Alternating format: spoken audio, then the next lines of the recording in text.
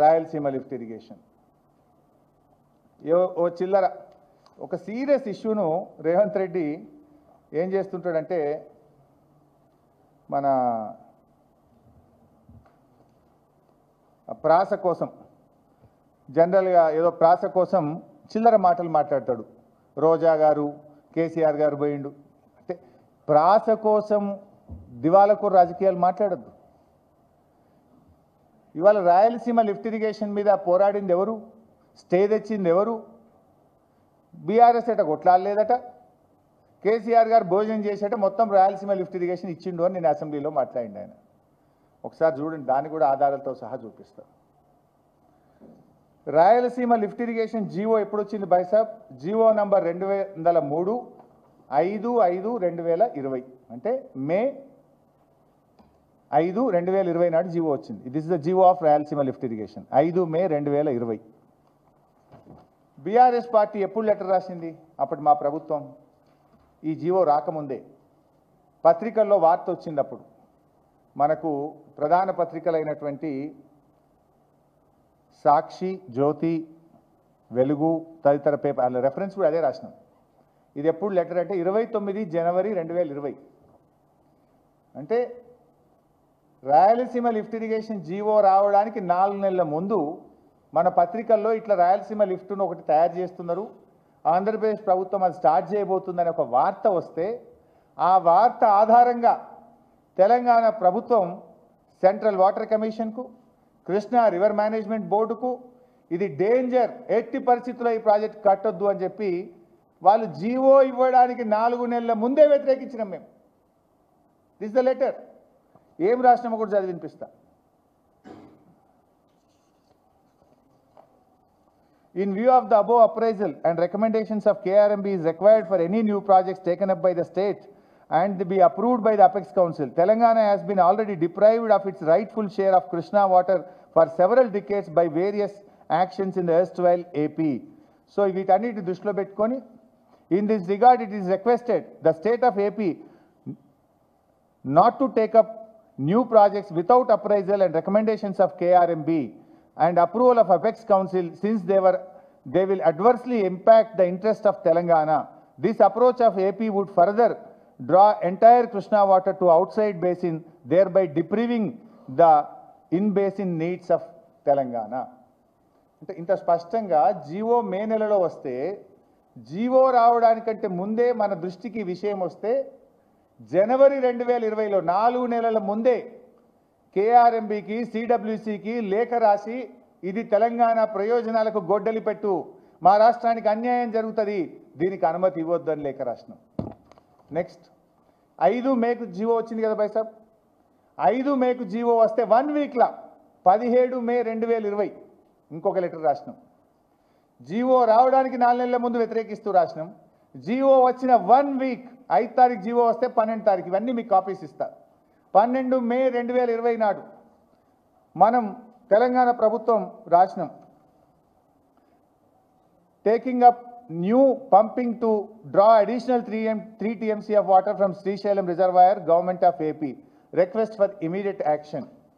ఇందులో చాలా స్పష్టంగా therefore it is requested to initiate necessary action to prevent the Government of AP from taking up any further action, including calling and awarding tenders in terms of the decisions of GO 203/55/20 for the proposed Rayalaseema lift irrigation scheme.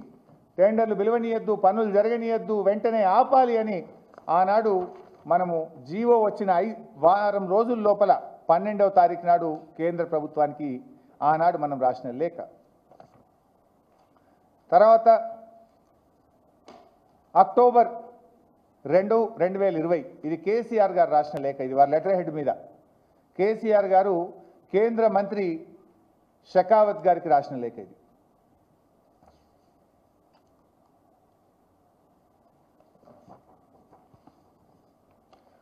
I want to express strong objections of Telangana to the taking up of expansion of Pothredipadu head regulator and the newly proposed Rayalaseema lift irrigation scheme by the Government of AP.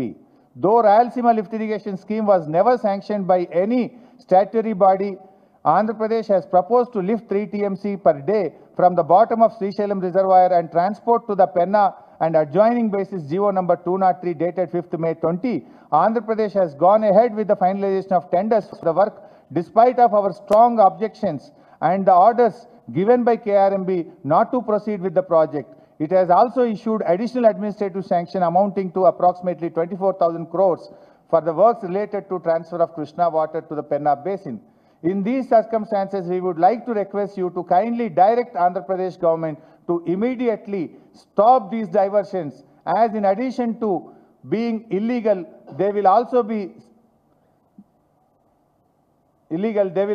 be severely detrimental to projects sanctioned in Telangana region by the erstwhile combined state. Government of India must take immediate action and effective action to stop further diversion of Krishna water through Pothreddipadu regulator and prevent Andhra Pradesh government from implementing the proposed Rayalaseema lift irrigation scheme and other allied works. ఇంత స్పష్టంగా ఇంత డీటెయిల్గా రాశారు. రాస్తూ ఇంకో మాట రాసిండ్రు. I request you to include the allocation of water issues raised in this letter as agenda in terms of second meeting of Apex Council. In addition, Government of India should issue immediate direction to Andhra Pradesh to stop work on expansion of Pothreddipadu regulator and construction of Rayalaseema lift irrigation scheme. In order to enforce this, the operational control system of Srisailam Reservoir should be handed over to Telangana immediately.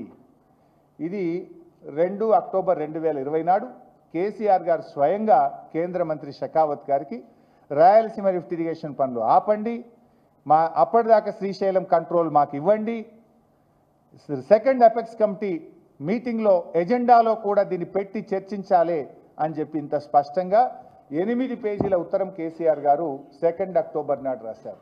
ఇది Rayalaseema lift. దీని మీద second apex council meeting కూడా 22 October 2020 అంటే 6th October నాడు జరిగింది second apex committee meeting. దాంట్లో కూడా క్లియర్గా కేసీఆర్ గారు దీన్ని అపోజ్ చేస్తూ అపెక్స్ కమిటీ మీటింగ్లో కూడా చాలా స్పష్టంగా మాట్లాడారు. అది కూడా చాలా డీటెయిల్గా ఉంది.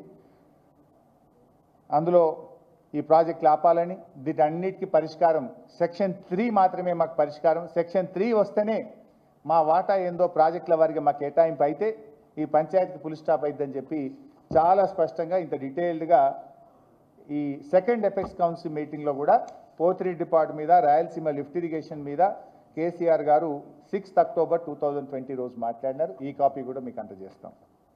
ఆ తర్వాత ఎన్జిటి, ఇది నేషనల్ గ్రీన్ ట్రిబ్యునల్ ఆర్డర్. ఆనాటి మన additional advocate general Ramachandra Rao, Sanjeev Kumar special government pleader, Yasmin Ali వీళ్ళందరూ మనం కేసు వేస్తే గ్రీన్ ట్రిబ్యునల్లో స్టే వచ్చింది. ఆనాటి తెలంగాణ ప్రభుత్వం, బీఆర్ఎస్ ప్రభుత్వం రాయలసీమ లిఫ్ట్ మీద స్టే తెచ్చినాం. ఏమని? సో ఆర్డర్ లాస్ట్ పారా 59 చదువుతున్నా. So under such circumstances we are disagreeing with the findings of the committee that no environment clearance is required on the basis of the decisions made above, and coming to the conclusion that the project requires prior environment clearance before it is launched, and without getting the environment clearance the project works cannot be proceed with. EC లేకుండా ఈ project పనులు ఆపేయండి, ఇది కొనసాగించడానికి వీలు లేదు అని ఈ ఆర్డర్ ఎవరు తెచ్చిండ్రు? బీఆర్ఎస్ ప్రభుత్వం, కేసీఆర్ గారు తెచ్చిండ్రు. నిన్న రేవంత్ రెడ్డి మాట్లాడతాడు, రాయలసీమ లిఫ్ట్ ఇరిగేషను ఏదో రోజా గారి దగ్గర దీన్ని వదిలిపెట్టింది. ఒక్కటా రెండా? ఎన్ని లెటర్లు చూపించినా మీకు ఇప్పుడు నేను? అసలు జీవో ఇయ్యకముందు వ్యతిరేకించినాం, జీవో ఇచ్చిన వారం తర్వాత వ్యతిరేకించినాం, తర్వాత నెలలో షెకావత్కు కేసీఆర్ గారు లేఖ రాసిండ్రు, అపెక్స్ కమిటీ కౌన్సిల్లో వ్యతిరేకించినాం, చివరికి గ్రీన్ ట్రిబ్యునల్ పోయి స్టే కూడా తెచ్చింది తెలంగాణ ప్రభుత్వం, పనులు ఆపించింది తెలంగాణ ప్రభుత్వం. నిన్న మీరు చూసిండ్రు ఈఏసీ ఎన్విరాన్మెంట్ అడ్వైజరీ కమిటీ మీటింగ్లో దాన్ని మీరు మొత్తం చేసిన పనులు ఆపివేయాలి, అవి పూడ్చివేయాలని నిన్న ఎన్విరాన్మెంట్ అడ్వైజరీ కమిటీలో కూడా నిర్ణయం జరిగింది, విషయం బయటకు వచ్చింది. దానికి కారణం ఎవరు? కేసీఆర్, బీఆర్ఎస్ పార్టీ పోరాటం వల్ల, ఆ రోజు స్టే తేవడం వల్ల, ఈ పనులను నిరంతరం ఆపడం వల్ల ఇవాళ నిన్న పర్మనెంట్ ఆర్డర్ కూడా ఈఏసీ అనుమతి కూడా దాన్ని నిరాకరించింది. ఇది నిజం. కానీ రేవంత్ రెడ్డి పూర్తిగా పక్కదో పట్టిస్తూ వక్ర భాష్యం చెప్తూ మేమేదో దగ్గరుండి రాయలసీమ లిఫ్ట్ కట్టించినన్ని అబద్ధాలు చెప్పిండు. ఎవడన్నా కొత్త వాళ్ళు వింటే ఏమనుకోవాలి? అబ్బా రేవంత్ రెడ్డి ఎంత మంచోడు అనుకోవాలి, ఏదో నిజం అన్నట్టు. అబద్ధాలు ఆడడంలో ఆయనకు డాక్టరేట్ ఇవ్వచ్చు రేవంత్ రెడ్డికి, అందమైన అబద్ధాలు ఆడతాడు.